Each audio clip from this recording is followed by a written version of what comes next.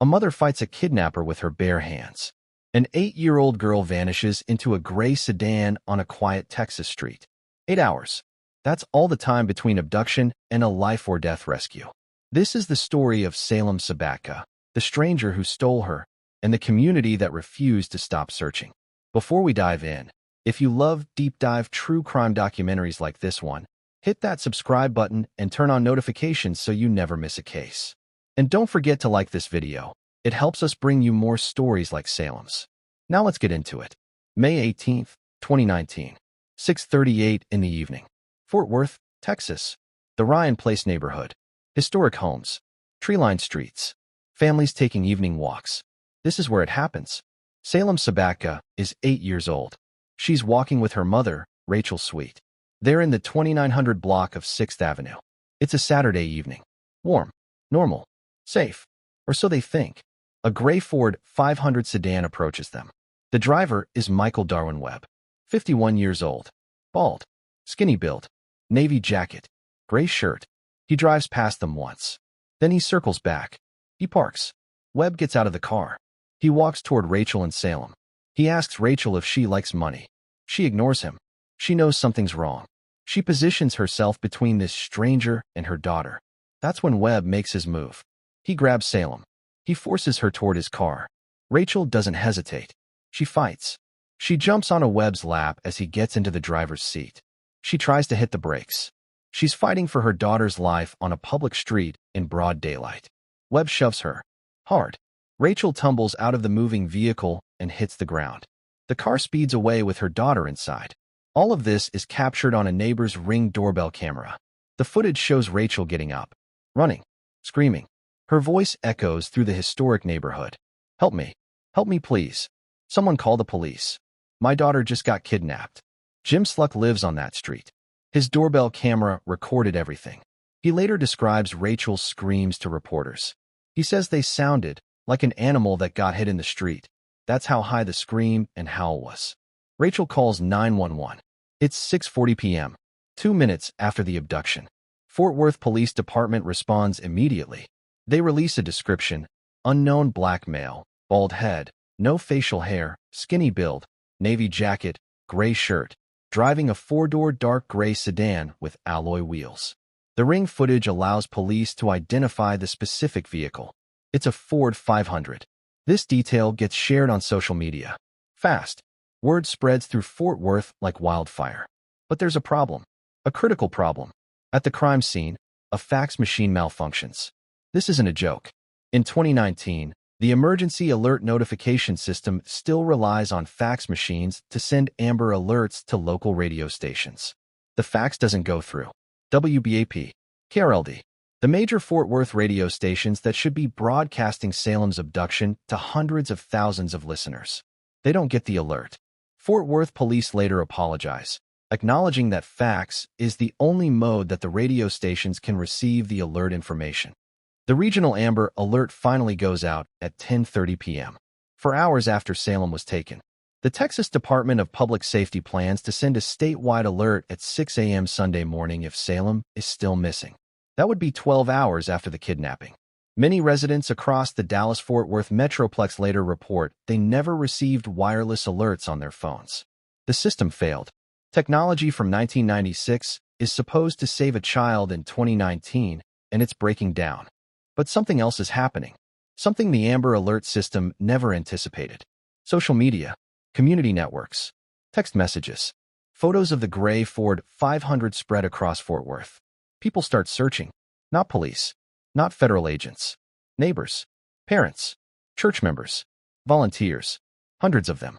They organize search parties. They check parks, apartments, hotels. They're looking for a gray Ford 500 with a bald man and a little girl with long hair.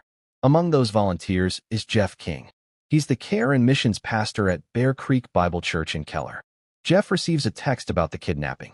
The text mentions a name he recognizes: Riz, Salem's father. Jeff and Riz knew each other 15 years ago. They lost touch, haven't spoken in over a decade.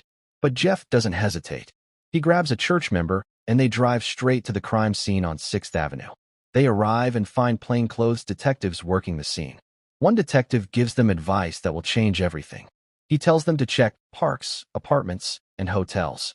Jeff and his companion take photos of the vehicle description circulating on social media. They begin a systematic search of Fort Worth. It's now past midnight.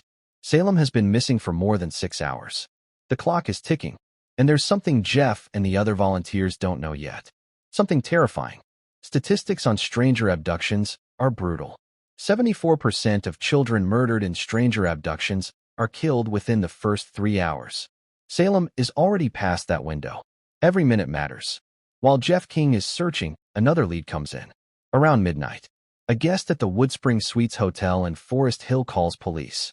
Forest Hill is a suburb approximately 11 to 12 miles from where Salem was taken. The guest reports seeing a man with a young girl at the extended stay budget hotel on East California Parkway.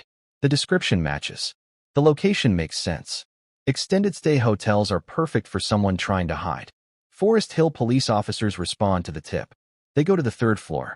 They knock on Michael Webb's door. Webb is less than cooperative, but eventually, he lets them inside. The officers conduct what they later describe as a visual inspection of areas of the room large enough to conceal the missing child. They look around. They don't find Salem. They don't find the gray Ford 500 associated with the room. The hotel clerk confirms Webb has no vehicle registered. The officers leave. Here's what they didn't know. What they couldn't have known without searching more thoroughly. Salem Sabatka was in that room. The entire time. Webb had hidden her in a small laundry basket. He'd threatened her. Told her if she made any sound, he would harm her family. According to his later confession, he told Salem, if she said anything, that I would do something to her parents, and if I was in jail, I would have my friends to do it. Salem stayed silent. An 8-year-old girl, kidnapped, assaulted, terrified, hidden in a laundry basket while police officers stood feet away. She stayed silent because she believed this man would hurt her parents. The officers left. The Forest Hill Police Department would later face consequences. One officer was placed on administrative leave and subsequently fired. Forest Hill Police Chief Dan Dennis stated the officers' initial response to the incident was not up to standard. But in that moment, at midnight, Webb had dodged law enforcement. Salem was still missing, and the clock kept ticking. Jeff King and his fellow searcher don't know about the failed midnight search. They're still out there, still looking. They've checked one hotel already. Nothing. Then they drive by the Woodspring Suites at 4101 California Parkway East in Forest Hill. It's approximately 2 a.m. The parking lot is mostly empty. Quiet. And there it is. A gray Ford 500. Matching the Amber Alert description. Matching the photos on social media. Jeff calls 911 immediately. Multiple agencies respond. Fort Worth Police. Forest Hill Police. FBI North Texas Child Exploitation Task Force. Homeland Security Investigations. This is now a federal operation. Officers examine the vehicle. They find something chilling. Fresh blood in plain view on the front passenger seat. This is no longer just a kidnapping. This is a rescue operation. And time is running out. Officers surround Webb's 3rd-floor hotel room. They have body cameras rolling. The footage will later be played in court and shared with media. The officers announce themselves. Fort Worth Police Department, open the door. No response. They use a battering ram. The door crashes open. Officers flood into the room. Michael Webb runs out of the room. He's completely naked. Officers immediately tackle him. Handcuff him. Secure him. They search the room. There's blood on the bed. But where's Salem? Then an officer sees it. The laundry basket. He lifts the lid. Hey, here she is. We got her, we got her. The officer's voice cracks with emotion. Other officers rush over. They find Salem hidden inside, exactly where Webb had concealed her during the midnight search. They wrap her in a towel. They carry her out of the room. The radio crackles with the news every officer and volunteer has been praying to hear. He's in custody. We have her. It's approximately 2:20 a.m. 8 hours after Salem was taken from her mother's arms on 6th Avenue. 8 hours of searching. 8 hours of fear. 8 hours that could have ended in tragedy. But Salem Sabatka is alive. She's transported to a local hospital for evaluation.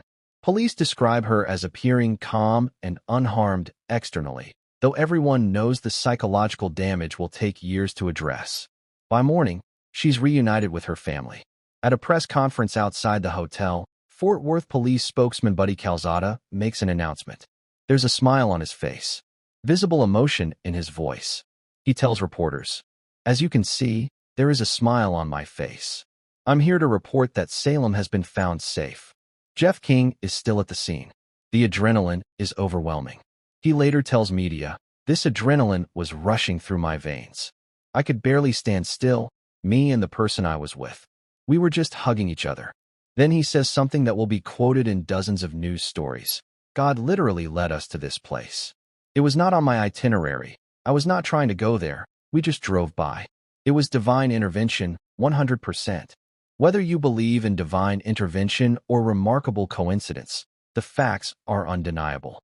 A pastor who hadn't seen Salem's father in 15 years received a text, drove to the crime scene, got advice from a detective, spent hours searching, and found the one vehicle in the one parking lot that led to Salem's rescue.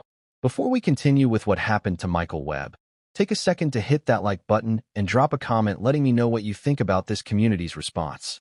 And if you haven't subscribed yet, what are you waiting for? We've got more cases like this coming your way. So who is this man? The man who grabbed an 8-year-old girl off a public street? The man who fought off her mother and drove away with a child he'd never met? Michael Darwin Webb, also known by the nickname Thin Man, 51 years old at the time of Salem's abduction, and he'd been known to law enforcement for more than 3 decades. Webb's first arrest came when he was 19 years old. That was 1985. Court records reveal more than 15 arrests across Smith County, Gregg County, and Bowie County in Texas. His criminal history reads like a textbook career criminal. 1992, driving while licensed suspended in Smith County. 1993, making a terroristic threat in Smith County. 1994, unauthorized use of a motor vehicle in Smith County.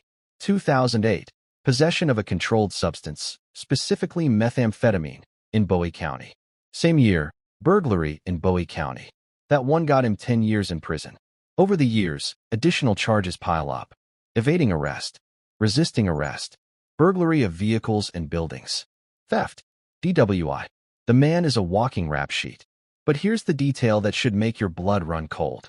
6 months before Salem's abduction, Michael Webb was charged with sexual assault and aggravated assault with a deadly weapon. April 2018. Tyler, Texas. Smith County. A woman at a Tyler motel. Webb allegedly assaulted her and threatened her with a knife. The charges were serious.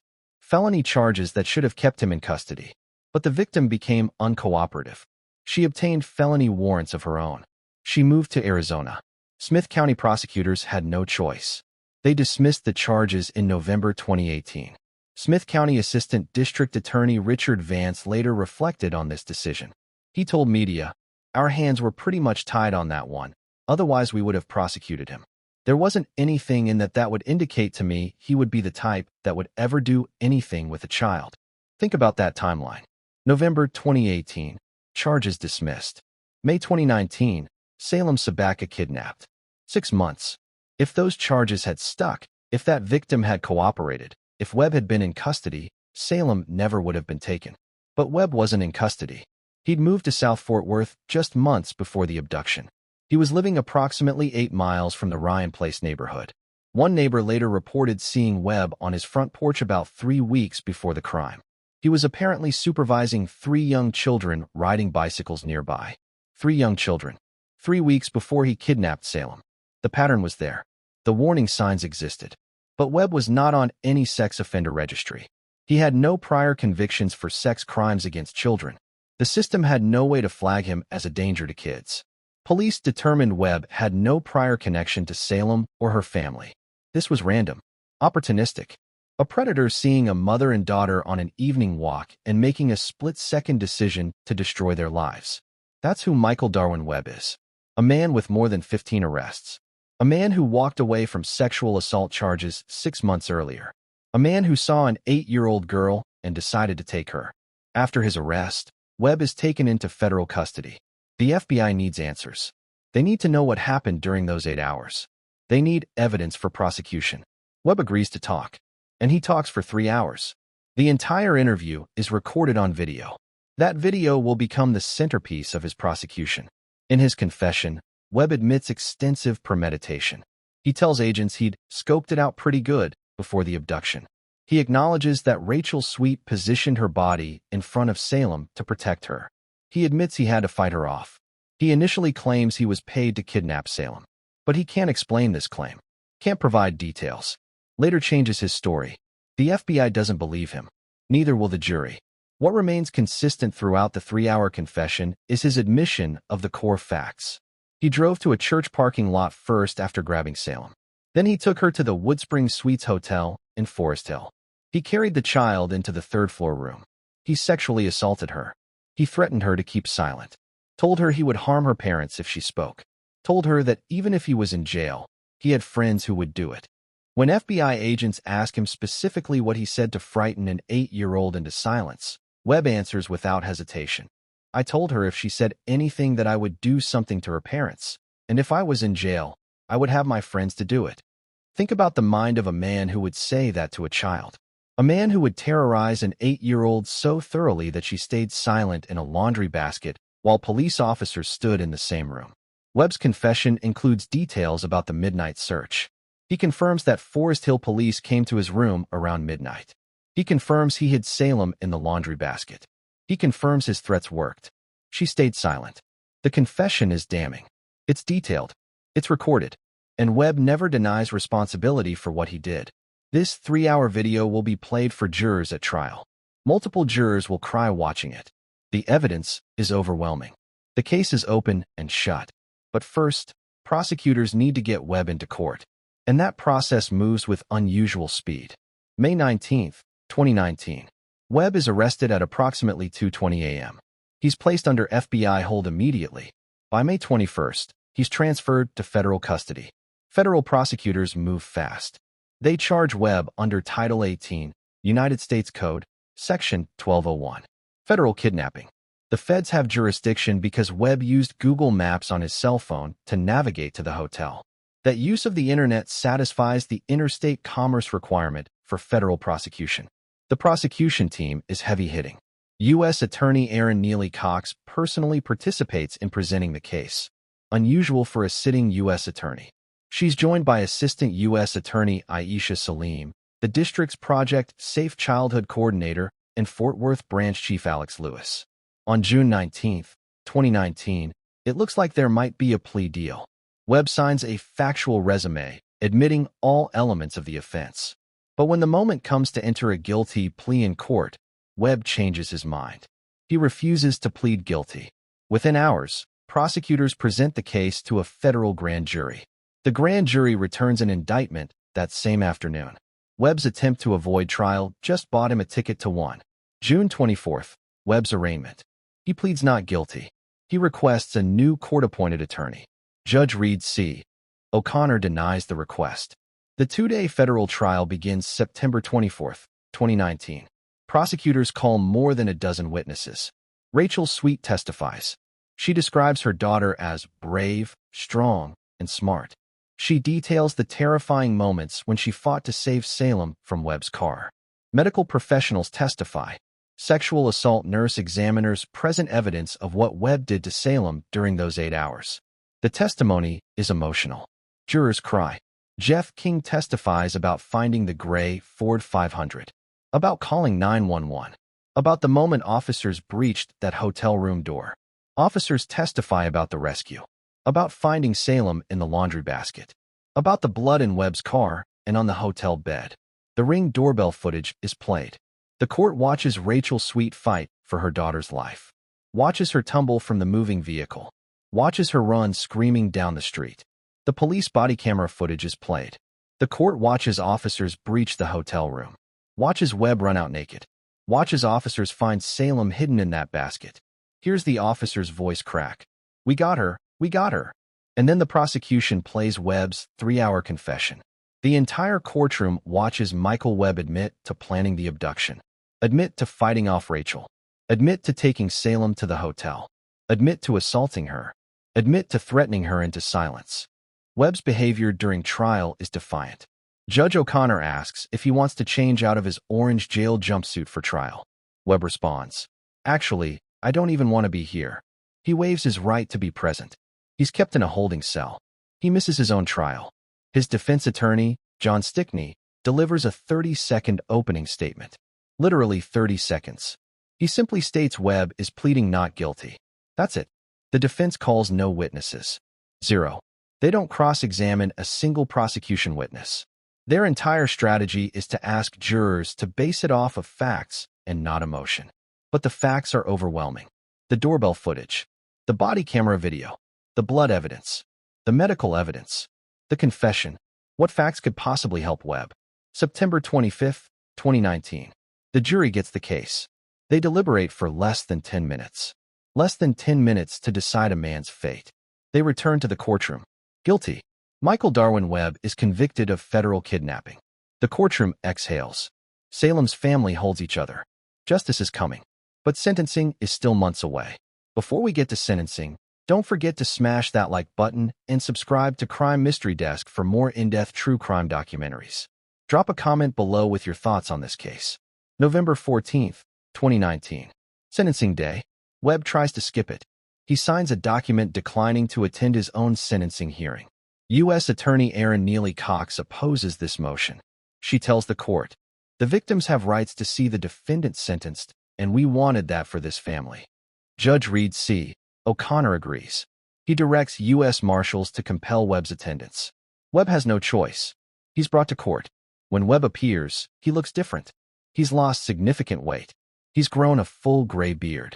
He's now wearing glasses. But his expression gives nothing away. No emotion. No remorse. Nothing. Judge O'Connor begins the hearing by reading aloud an extensive list of Webb's crimes. The list spans several decades. The judge notes Webb has been committing offenses since age 19. Since 1985. 34 years of criminal behavior. Then Judge O'Connor reveals something new. Something that happened since Webb's arrest. Webb had continued to be violent since being incarcerated, including fighting with personnel and stabbing 4 people with a 16-inch shank. 4 people stabbed with a makeshift weapon while awaiting trial. The man is violent even in federal custody, even when he knows he's facing life in prison. Salem's father, Sabatka, addresses the court. His statement is brief but devastating. He says Webb's actions have forfeited him from the human race. He concludes, "If he has to spend his days in a box until his final breaths, I suppose that will do." U.S. Attorney Cox delivers the prosecution's final message to the court and to Webb. Michael Webb stole this victim's innocence. She now knows that there is evil in this world. Evil has a face, and that face is Michael Webb's. Judge O'Connor prepares to impose sentence. He's presided over hundreds of criminal cases. He's seen career criminals, violent offenders, predators of every kind. But his words about Webb are unambiguous. The facts of this case alone warranted a life sentence, the judge states. Then he adds, "I don't believe society is adequately equipped to deal with him. If he is ever released, society is not equipped to deal with him." Judge Reed C. O'Connor imposes the maximum sentence available under federal law. Life in federal prison without the possibility of parole. Let that sink in. Life without parole. The federal system offers no parole. No early release for good behavior. No second chances. Michael Darwin Webb will die in prison. The hearing ends before noon. No family members spoke on Webb's behalf. He has no supporters in that courtroom. No one asking for mercy. No one claiming he deserves another chance. Webb is escorted out of the courtroom by U.S. Marshals. He shows no reaction to the sentence. No emotion. He disappears into the federal prison system, where he will spend the rest of his natural life. But the case isn't entirely over. Because Tarrant County prosecutors announce they will not drop pending state charges.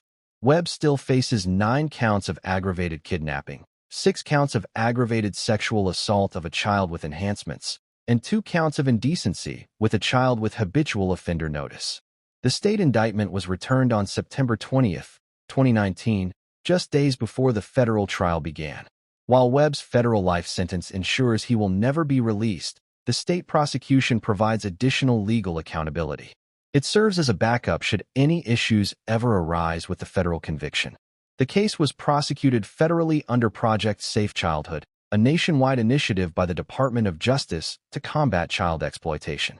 FBI Special Agent in Charge Matthew J. DeSarno issues a statement following sentencing.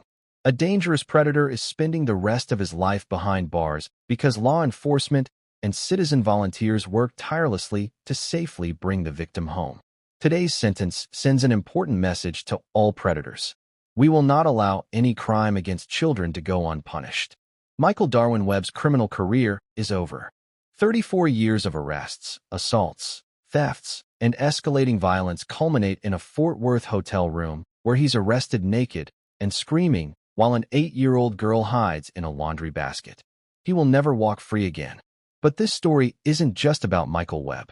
It's about the people who brought Salem home, the community that refused to give up, the volunteers who became rescuers. Jeff King became the face of community response, the pastor who hadn't seen Salem's family in 15 years, who received a text and immediately drove to the crime scene, who spent hours searching, who spotted that gray Ford 500 in a hotel parking lot at 2 a.m. Fort Worth Mayor Betsy Price publicly called King a hero. Fort Worth Police Chief Joel Fitzgerald, who would be fired the next day for unrelated reasons, praised the community at a press conference. I'd like to give you all a hand for pulling together the way that you did.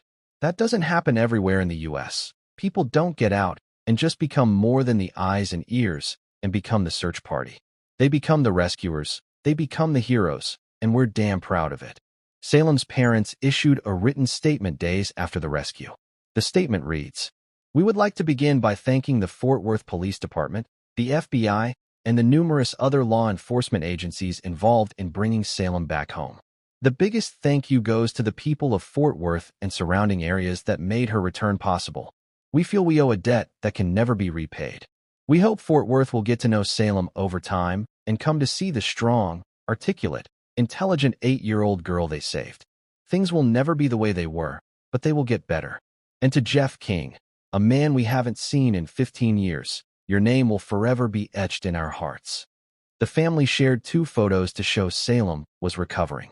One from the hospital with 2 police officers, another of Salem wearing bunny ears in a car. Local media, particularly WFAA, made a deliberate decision to stop publishing Salem's name and image due to the horrifying nature of this crime and the fact that the victim is a minor. A GoFundMe campaign raised over $19,000 for the family. The money allowed Salem's parents time off work during her recovery. The community didn't just find Salem. They supported her family through the aftermath. The case also exposed critical flaws in the Amber Alert system. The fax machine failure became a national news story. Mayor Betsy Price addressed the technology gap directly. The Amber program was developed years ago when there were not so many cell phones, nor door cameras or video surveillance. And I don't know that they've updated their guidelines. Now that we have much better video and social media, they probably need to visit that again. The Forest Hill Police Department faced accountability for the midnight search that failed. One officer was terminated. Chief Dan Dennis acknowledged the department's failure and implemented new training protocols. But perhaps the most important lesson from Salem's case is this: when official systems fail, community action can still save lives. When fax machines don't work and Amber Alerts get delayed, people with smartphones and determination can make the difference. Hundreds of Fort Worth residents searched for Salem that night. They shared photos on social media. They checked parking lots and hotels. They became the eyes and ears that technology was supposed to provide. And one of them, a pastor who hadn't seen the family in 15 years, found the vehicle that led to Salem's rescue. Divine intervention? Remarkable coincidence? Does it matter? Salem Sabatka came home alive. That's what matters. Salem's case represents both a nightmare scenario and a best-case outcome. Stranger abduction of a child is statistically one of the rarest and most dangerous crimes. National statistics reveal the scope. Approximately 460,000 children are reported missing in the U.S. annually. But stranger abductions account for less than 1% of missing children cases. Only 100 to 350 stranger abductions occur nationwide each year. Here's the terrifying part. 74% of children murdered in stranger abductions are killed within the first 3 hours. Salem was missing for 8 hours. She was already past the window where most victims are murdered, but she survived. She was one of the 95% of stranger abduction victims who are recovered alive. The 8-hour window between her abduction and rescue placed her within the critical survival timeframe, but barely. The National Center for Missing and Exploited Children analyzed data from 2016 to 2020. They found only 366 non-family abductions over 5 years. That's an average of 73 per year nationwide. 97% were recovered. 95% found alive. Texas issues more Amber Alerts than any other state. In 2023, Texas accounted for approximately 26% of all U.S. alerts. 49 of 185 cases. The system has contributed to the recovery of over 1,292 children nationally since its inception. The Amber Alert system originated in Texas following the unsolved 1996 abduction and murder of 9-year-old Amber Hagerman in Arlington. Amber was riding her bicycle in a parking lot when a man grabbed her, threw her in his truck, and drove away. Her body was found 4 days later. Her killer was never caught. The system created in Amber's name has saved hundreds of lives. But Salem's case demonstrated that when the system fails, when fax machines malfunction and alerts get delayed, community mobilization through social media can still achieve rescue within that critical window. The case also highlighted the importance of residential security cameras. The Ring doorbell footage provided police with crucial evidence. The make and model of Webb's vehicle. Clear images of the abduction. Proof of Rachel's fight to save her daughter. That footage spread across social media within minutes. It gave volunteers specific information to search for. A gray Ford 500 with alloy wheels. A bald black male in a navy jacket. Without that footage, the search would have been far more difficult. The Amber Alert description would have been vaguer. The community response would have been less focused. Technology failed in some ways. The fax machine, the delayed wireless alerts.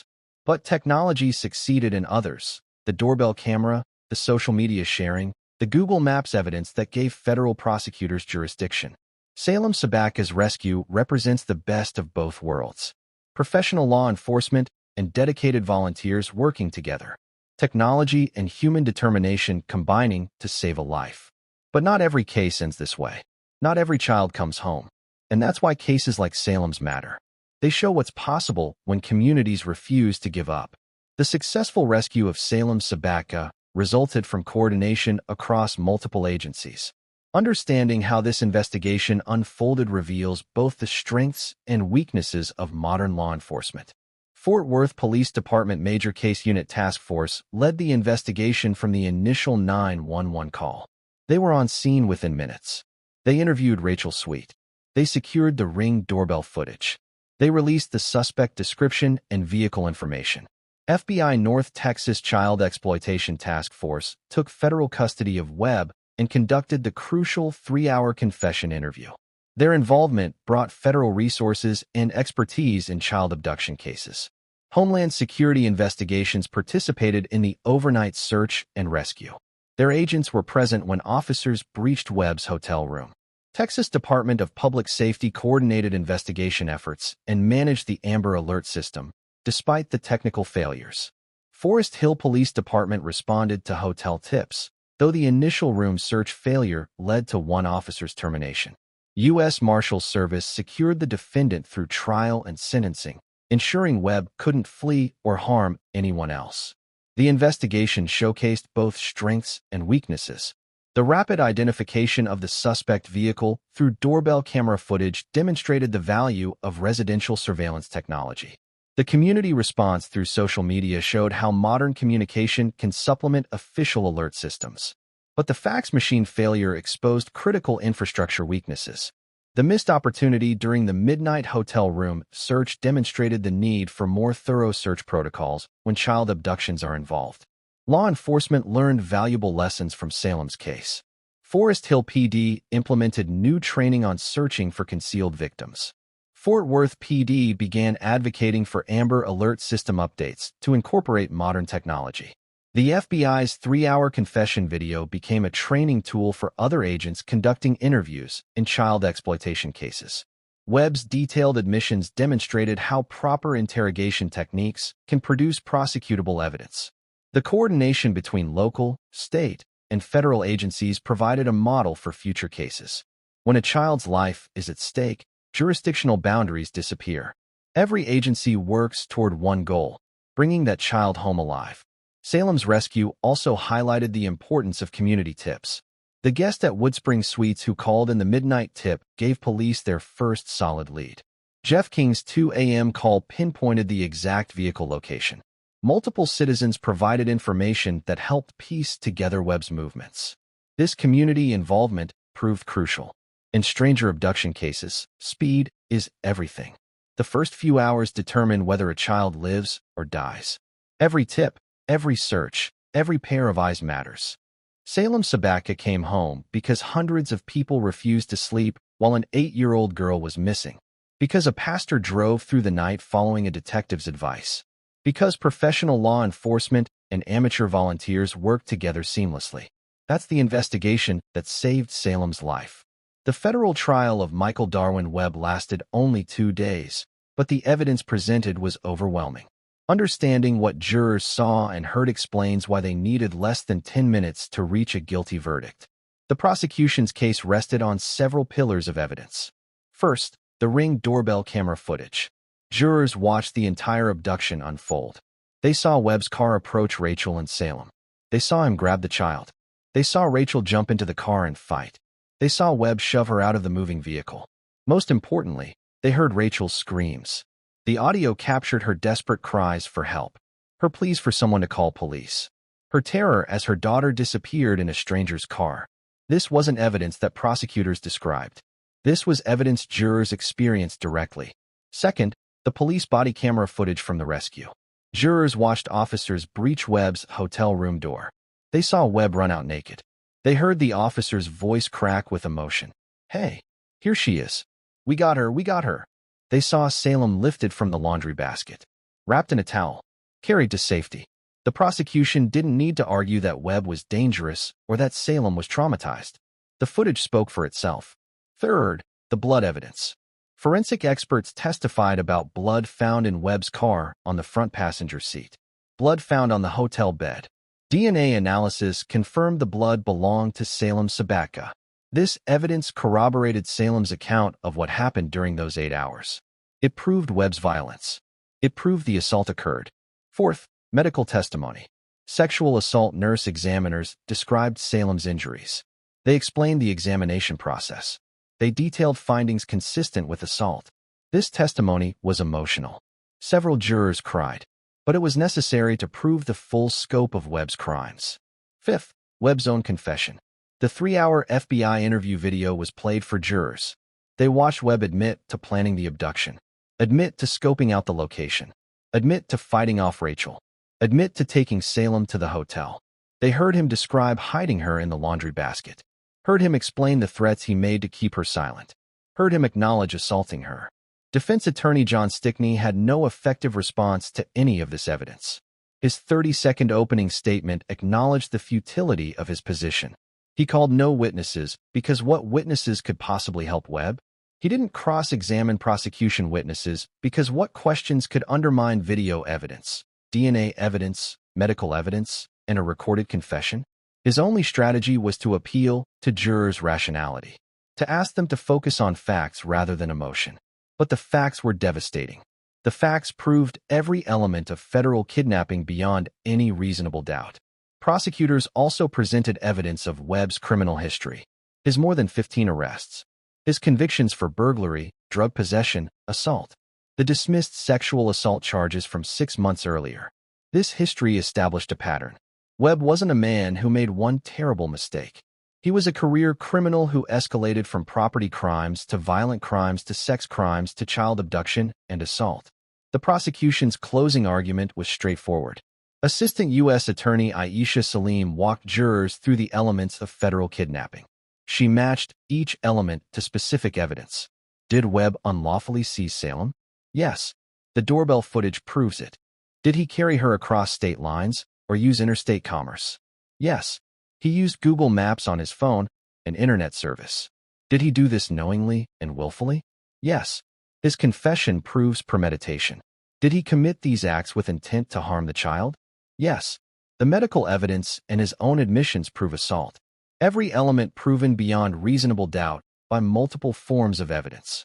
Video, DNA, medical testimony, confession. The case was airtight. The defense closing argument lasted minutes. Stickney essentially conceded. He couldn't dispute the evidence.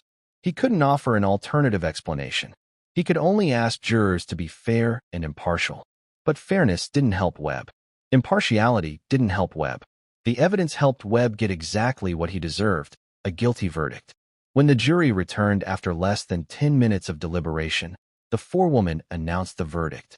Guilty on all counts. Webb showed no reaction, no surprise, no remorse, nothing. Salem's family held each other and cried. Not from sadness, from relief, from justice, from knowing that the man who stole their daughter would spend the rest of his life in prison. The trial was over. The conviction was secured. All that remained was sentencing. If you're finding this deep dive valuable, make sure you're subscribed to Crime Mystery Desk and hit that notification bell. We cover cases like this with the depth and detail they deserve. Drop a like on this video and leave a comment with your thoughts. Michael Darwin Webb is currently serving life without parole in federal custody. Understanding what that actually means reveals the finality of his punishment. The federal prison system operates differently from state systems.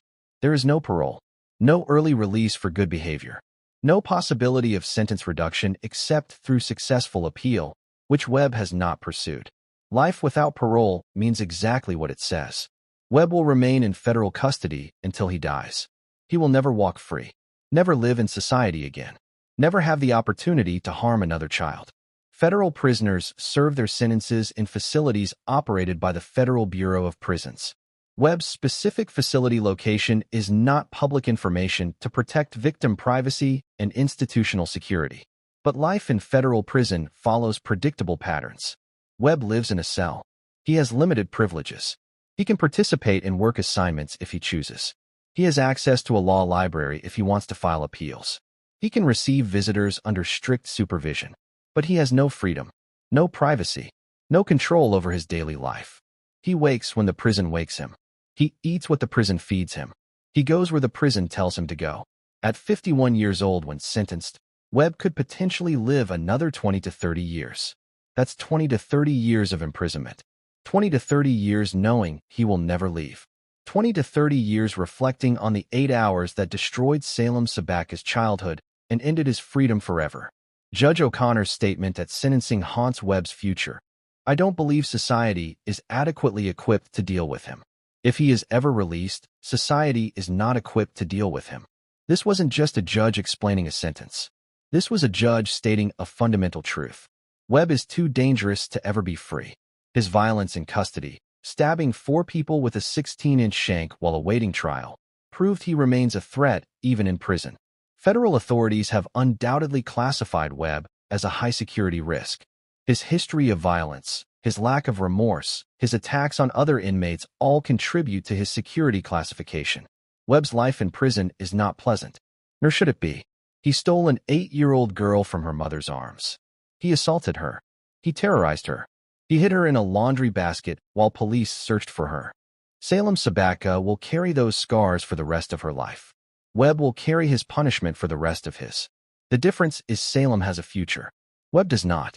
Salem Sabatka was 8 years old when Michael Webb kidnapped her. Understanding her recovery and her family's choices about privacy reveals the long-term impact of this crime. Immediately after her rescue, Salem was transported to a local hospital for medical evaluation. Doctors examined her for physical injuries. Sexual assault nurse examiners documented evidence of assault. Mental health professionals began trauma assessment. Salem's parents made a conscious decision early on. They would protect their daughter's privacy. They would not do extensive media interviews. They would not share details of her recovery. They would let Salem heal away from public scrutiny. Local media respected this decision. WFAA, the Dallas ABC affiliate that covered the story extensively, stopped publishing Salem's name and image after the rescue. They cited the horrifying nature of this crime and the fact that the victim is a minor. Other outlets followed suit. National media covered the trial and sentencing, but focused on Webb, not Salem. The public learned about the community response, the investigation, the prosecution. But Salem's recovery remained private. What we know comes from her parents' brief public statement. They described Salem as brave, strong, and smart. They said, "Things will never be the way they were, but they will get better." That statement captures the reality of childhood trauma recovery. things don't go back to normal. The trauma doesn't disappear. But healing happens. Progress happens. Life continues. Salem's family received support from multiple sources.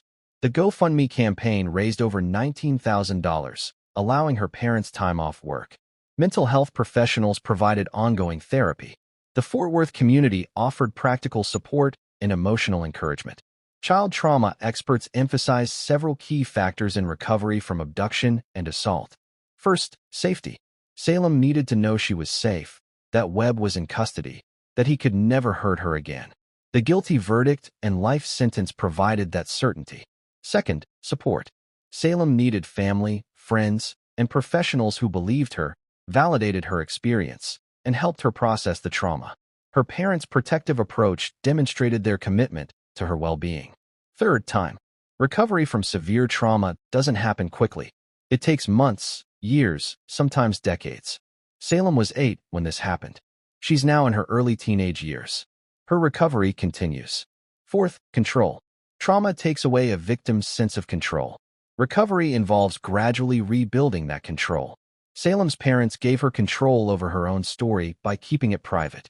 They let her decide what to share and when. The criminal justice system also played a role in Salem's recovery. Webb's swift conviction meant Salem didn't face years of uncertainty. His life sentence meant she would never have to worry about him being released. The finality of justice helped provide psychological closure. But we must acknowledge the hard truth. Salem Sabatka's life changed forever on May 18, 2019. The 8-year-old girl who walked with her mother that evening experienced something no child should ever experience. She learned that the world contains evil, that strangers can hurt you, that safety is not guaranteed. These are lessons most children learn gradually, gently, if at all. Salem learned them violently in 8 hours of terror. Her mother Rachel will carry different scars. The guilt of not being able to protect her daughter despite fighting with everything she had. The trauma of watching her child disappear in a stranger's car. The helplessness of the 8-hour search. Her father Riz will carry the rage of knowing what was done to his daughter. The frustration that Webb had been arrested multiple times before. The knowledge that 6 months earlier, dismissed charges might have prevented everything. This family's recovery is private, ongoing, and difficult, but they are recovering. They survived the worst nightmare parents can imagine. They got their daughter back alive, and they're moving forward together. Salem's story deserves to be told not to exploit her trauma, but to honor her survival, to recognize the community that saved her, to ensure Michael Webb's evil is remembered and condemned, to demonstrate that even in the darkest circumstances, rescue is possible. Salem Sabatka's abduction exposed critical failures in child protection systems.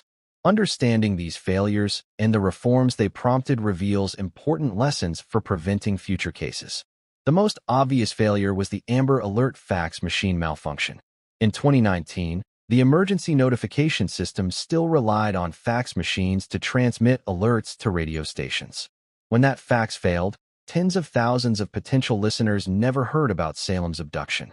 This technology gap sparked immediate criticism. Mayor Betsy Price called for updating Amber Alert guidelines to incorporate modern technology. She noted that the system was developed decades ago, before cell phones and social media became ubiquitous. The reality is that Amber Alerts were created in 1996 following Amber Hagerman's murder. At that time, reaching the public meant radio and television broadcasts. Emergency alert system protocols were designed for that era. But 23 years later, those protocols hadn't kept pace with technology. People get news from smartphones, social media, streaming services. They don't necessarily listen to AM/FM radio. Yet the official alert system still prioritized radio stations that required fax transmission. Fort Worth's response to the fax failure was immediate. Police leveraged social media to spread information. Facebook, Twitter, Instagram, local news websites all became platforms for sharing Salem's photo and Webb's vehicle description. This improvised approach worked. Hundreds of volunteers received information through social media and began searching. Jeff King got his initial information through a text message, not an Amber Alert. The case demonstrated that crowdsourced searching through social media can supplement or even replace traditional alert systems. But it also showed the danger of relying on improvisation during emergencies. Reforms following Salem's case included upgrading Fort Worth's emergency alert system infrastructure, replacing fax machines with internet-based transmission systems, creating redundancy so that if one system fails, backups activate automatically. Texas also examined statewide Amber Alert protocols. The 4-hour delay before Salem's regional alert went out, and the 12-hour delay before a statewide alert was planned, seemed inexcusable given the statistics on stranger abductions. Remember, 74% of murdered abduction victims are killed within 3 hours. A 4-hour delay means alerts go out after most victims are already dead. A 12-hour delay is effectively useless for rescue purposes. Post-Salem reforms reduced these time frames. Alerts now go out faster. Regional alerts activate within hours, not 4 hours. Statewide alerts don't wait 12 hours when circumstances indicate high risk. The second major failure was the midnight hotel room search. Forest Hill police officers went to Webb's room. They looked around. They didn't find Salem. They left. Salem was there the entire time, hidden in a laundry basket, silent because Webb had threatened to kill her family. This failure resulted in an officer being fired, but it also prompted training reforms across multiple departments. Officers now receive specific training on searching for concealed children in abduction cases. That training emphasizes thoroughness, checking every space large enough to conceal a child, checking closets, under beds, in bathrooms, in luggage, in laundry baskets, not accepting a cursory visual inspection when a child's life is at stake. The training also emphasizes recognizing suspect behavior. Webb was less than cooperative when officers arrived at midnight. That should have elevated suspicion. Cooperative people don't resist police trying to rescue an abducted child. Officers are now trained to recognize that lack of cooperation during child searches justifies more aggressive tactics. Obtaining search warrants immediately, detaining uncooperative individuals, calling for backup and supervisors. The third systemic failure involves Webb's criminal history. More than 15 arrests, multiple convictions, dismissed sexual assault charges 6 months before Salem's abduction. How does someone with that record walk free? How does someone charged with sexual assault and aggravated assault with a deadly weapon get those charges dismissed? The answer lies in the realities of prosecution. The victim became uncooperative. She developed her own legal problems. She moved to another state. Without her cooperation, prosecutors couldn't proceed. This is a common problem in domestic violence and sexual assault cases. Victims recant. Victims refuse to testify. Victims disappear. Prosecutors are left with charges they can't prove. But the Salem case prompted discussions about how to better handle these situations. Options include using evidence-based prosecution that doesn't rely solely on victim testimony, surveillance footage, medical records, 911 calls, witness statements can sometimes prove cases even without victim cooperation, providing better victim support services. Many victims become uncooperative because they lack support, fear retaliation, or face their own legal problems. Comprehensive victim services can prevent these issues, creating consequences for suspects who intimidate or threaten victims into silence. If prosecutors can prove a defendant caused the victim's non-cooperation, that itself should result in charges. Implementing better risk assessment tools. Webb's criminal history showed escalating violence. Better risk assessment might have flagged him as a high danger to reoffend even with the victim's non-cooperation. None of these reforms would guarantee preventing another Salem Sabatka case, but they would reduce the risk. They would close gaps in the system that allowed Michael Webb to walk free 6 months before abducting a child. The fourth systemic issue involves sex offender registries. Webb was not on any registry before Salem's abduction. He had no prior convictions for sex crimes against children. This meant parents had no way to know a dangerous predator was in their neighborhood. Schools had no way to flag him. Police had no reason to monitor him during child abduction investigations. Sex offender registries serve important purposes. They inform communities about threats. They provide law enforcement with investigative leads. They impose conditions that can prevent reoffending. But they only work if offenders are actually convicted and registered. Webb's dismissed charges meant he never appeared on any registry. His escalation from property crimes to assault to child abduction went unmonitored. Better systems would flag individuals with patterns of escalating violence even without sex crime convictions. They would provide risk assessments based on the totality of criminal history, not just specific convictions. They would give law enforcement tools to monitor high-risk individuals before they commit the worst crimes. These are complex issues without simple solutions. But Salem's case demonstrated the cost of inaction. An 8-year-old girl was kidnapped and assaulted because multiple systems failed to stop a man who should have been in custody. Reforms following her case won't save Salem. She already experienced the trauma, but they might save the next child, the next family, the next community facing a stranger abduction. That's why telling Salem's story matters. Not for sensationalism, not for entertainment, but for education, for prevention, for reform.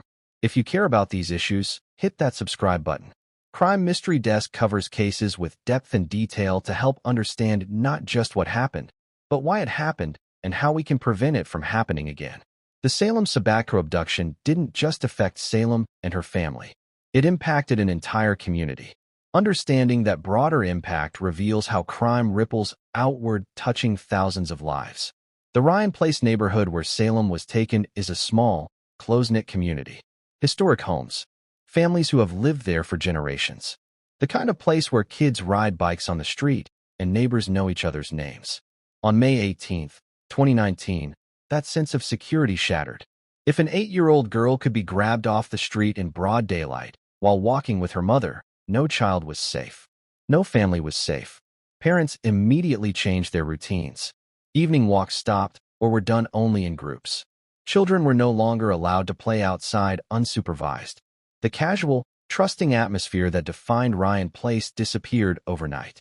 Jim Sluck, whose Ring doorbell captured the abduction, told reporters the experience changed him.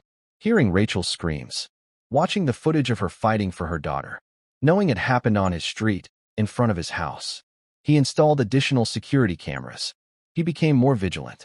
He stayed connected with neighbors through a community watch group. The trauma wasn't just Salem's. It was shared by everyone who witnessed it, directly or through footage. But the community response also demonstrated Fort Worth's best qualities. The hundreds of volunteers who searched through the night. The tips called into police. The social media sharing of Salem's information. Bear Creek Bible Church, where Jeff King serves as pastor, rallied support. They organized prayer vigils. They raised money for the family. They provided counseling resources. They turned trauma into mobilization. Other Fort Worth churches did the same. Faith communities across the city united around Salem's rescue. Whether you attribute Jeff's discovery of Webb's car to divine intervention or coincidence, the faith community's response was undeniably powerful. The case also impacted Fort Worth's relationship with law enforcement. The successful rescue, despite the fax machine failure and the midnight search that missed Salem, demonstrated both police capabilities and limitations. Citizens saw officers emotional when announcing Salem was found. They saw the determination to bring her home. They saw multiple agencies working together seamlessly. This built trust and cooperation. But citizens also saw the technology failures. The reliance on outdated fax machines. The initial search that didn't find Salem even though she was there. These revelations prompted demands for better training and better equipment.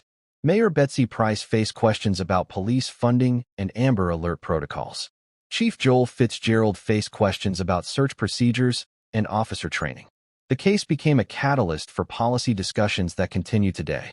Forest Hill, the suburb where Salem was found, experienced different impacts. The Woodspring Suites Hotel, where Webb held Salem, became infamous. Guests who were there that night struggled with the knowledge that a child was being assaulted in a nearby room. The hotel guest who called in the midnight tip felt guilt for not doing more, for not insisting officers search more thoroughly, for not recognizing that something was wrong when they saw a man with a young girl checking into an extended stay hotel late at night. That guilt is irrational but understandable. The guests did exactly what they should have done. They called police. They provided information. They tried to help. The failure was in the police search, not the citizen tip. But trauma doesn't follow rational lines. Multiple witnesses and participants in Salem's case carry guilt, fear, and psychological scars. The responding officers who found Salem carry emotional burdens. Hearing an 8-year-old girl describe what happened to her, seeing the fear in her eyes, wrapping her in a towel, and carrying her to safety. These are images that don't fade. The jurors who convicted Webb carry burdens. Watching the doorbell footage of the abduction. Watching the body camera footage of the rescue. Listening to Webb's 3-hour confession. Several cried during trial. All were impacted by what they saw and heard. The prosecutors carry burdens. Aisha Salim, the Project Safe Childhood coordinator who tried the case, has dedicated her career to protecting children from exploitation. Every case takes a toll. Cases like Salem's take a heavier toll. U.S. Attorney Aaron Neely Cox personally participated in Salem's prosecution, unusual for a sitting U.S. attorney. She did this because the case mattered, because Salem mattered, because stopping predators like Webb matters. But participation comes with cost. Seeing the evidence, hearing the testimony, knowing what Webb did. These experiences change people. They have to. If they didn't, something would be wrong. The broader Fort Worth community experienced the case through media coverage. Local news provided updates throughout the 8-hour search. National news picked up the story after the rescue. The trial received extensive coverage. This saturation meant almost everyone in Fort Worth knew about Salem, knew about Webb, knew about the community response. The case became a defining moment for the city. Fort Worth is the 13th largest city in America with over 900,000 residents. Crime happens regularly. Abductions, assaults, murders, all part of urban life. But some cases transcend statistics. Salem's case transcended because of the dramatic video evidence, because of the community response, because of the 8-hour window between abduction and rescue, because of the happy ending in a crime that usually ends in tragedy. The case reminded Fort Worth residents that evil exists, that predators walk among us, that children are vulnerable. But it also reminded them that communities can fight back, that ordinary people can become heroes, that hope survives even in darkness. 5 years later, Salem's case still resonates in Fort Worth.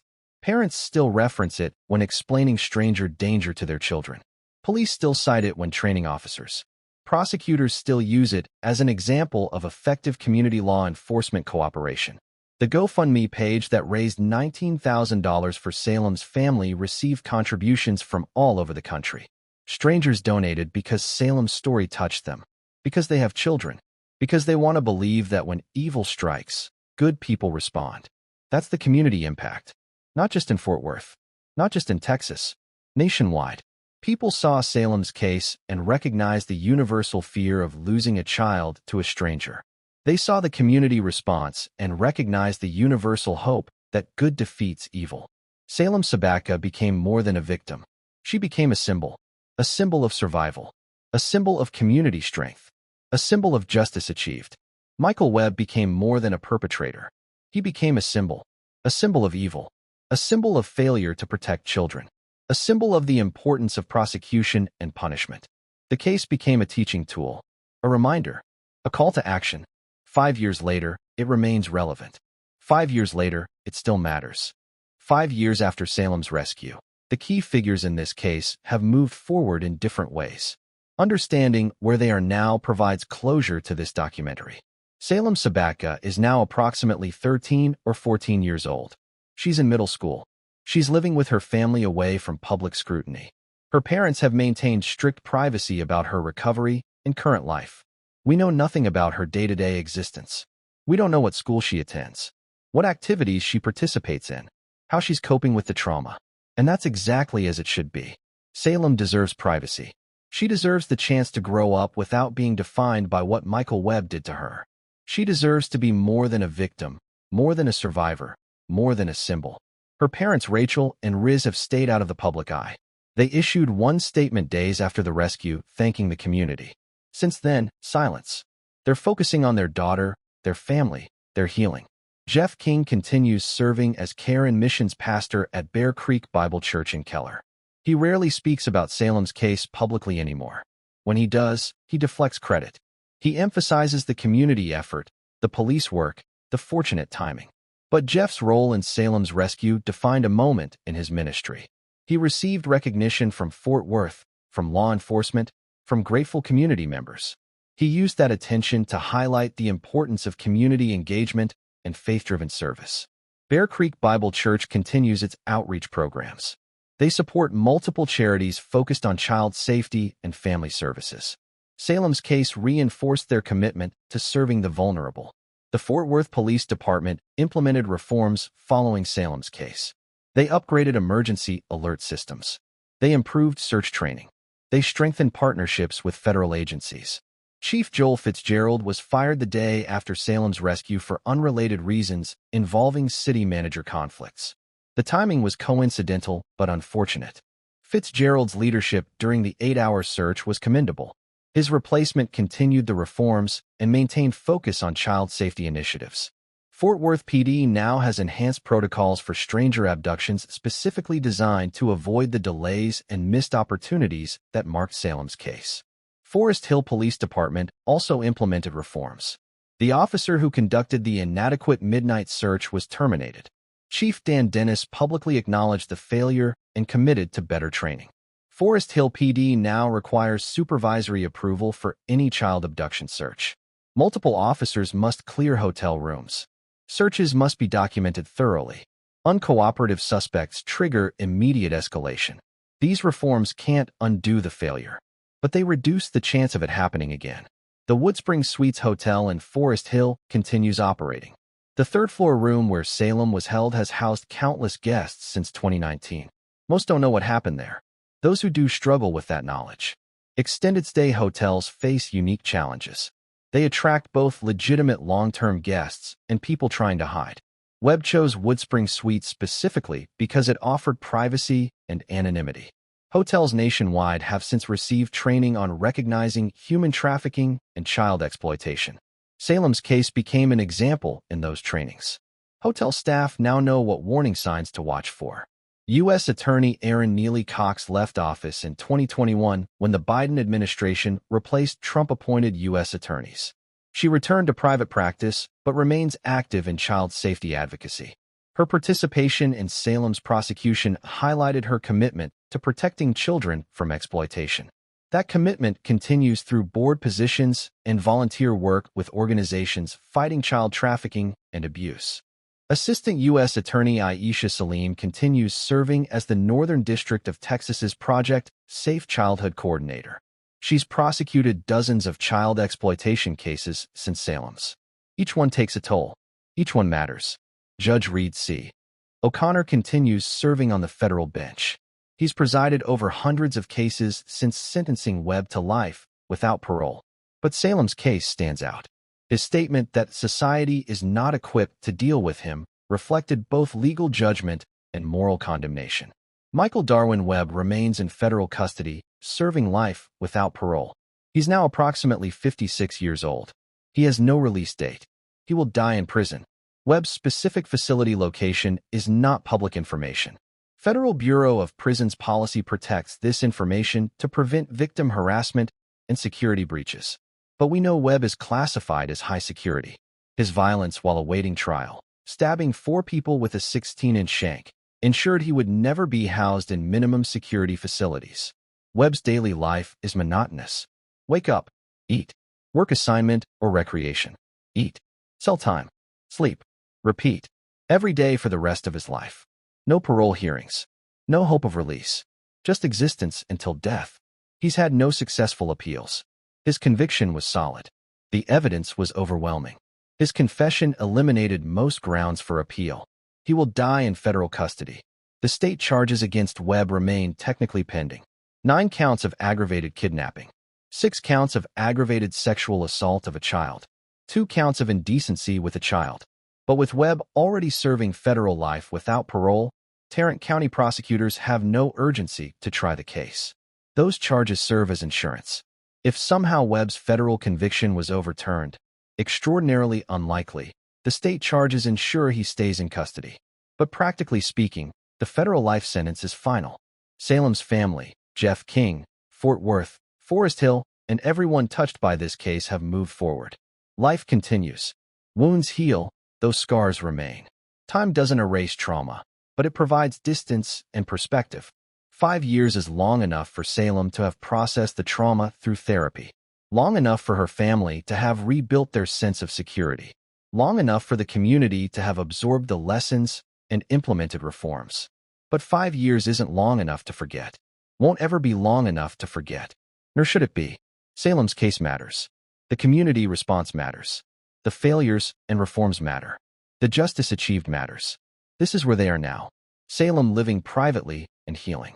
Webb dying slowly in federal prison. Fort Worth stronger and more vigilant.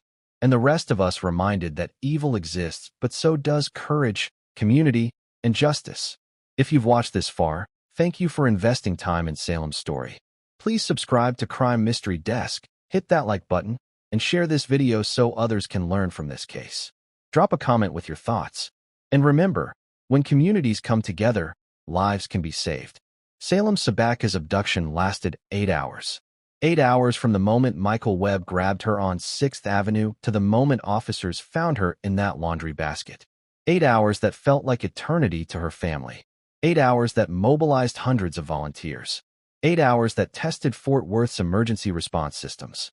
8 hours that ended with rescue instead of tragedy. This case works as a documentary because it contains every element of compelling storytelling while remaining appropriate for wide audiences. Dramatic tension with positive resolution. Heroes to balance the horror. Systemic failures to analyze. Complete legal closure. Extensive documentation. Universal themes. The Ring doorbell footage of Rachel fighting for her daughter. The police body camera footage of Salem's rescue. Webb's 3-hour confession. The 10-minute jury deliberation. The life sentence without parole. These are the building blocks of true crime documentary that educates while respecting victims. Salem's story teaches multiple lessons. About the importance of residential security cameras. About the power of social media during emergencies. About the limitations of outdated technology in critical systems. About the need for thorough police searches when children are missing. About the failures in prosecution that allowed dangerous criminals to walk free. But most importantly, Salem's story teaches about community. About ordinary people who refused to sleep while a child was missing. About a pastor who drove through the night following a detective's advice. About hundreds of volunteers who searched parking lots and hotels. About citizens who shared information, called in tips, and became the rescue party. Fort Worth didn't just find Salem. Fort Worth saved Salem. The community response made the difference between life and death, between rescue and tragedy, between a story with a happy ending and another statistic in stranger abduction mortality rates. Michael Webb represents evil in its purest form. A career criminal who escalated from property crimes to assault to child abduction and rape. A predator who grabbed an 8-year-old girl off a public street in broad daylight. A monster who terrorized her into silence while police stood feet away. But Webb lost. Salem survived. The community mobilized. Law enforcement coordinated across multiple agencies. Prosecutors secured a conviction. A federal judge imposed life without parole. Justice prevailed. Webb will die in prison knowing that his 8 hours of evil cost him the rest of his life. Knowing that Salem is free while he never will be. Knowing that Fort Worth didn't give up, didn't stop searching, didn't let him win. Salem will grow up carrying scars from those 8 hours. Trauma that therapy can help manage but never completely erase. But she will grow up. She will have a future. She will be more than what Webb tried to make her. Rachel Sweet will remember fighting for her daughter, jumping into Webb's car, trying to stop him, tumbling to the pavement, screaming for help, running down the street terrified.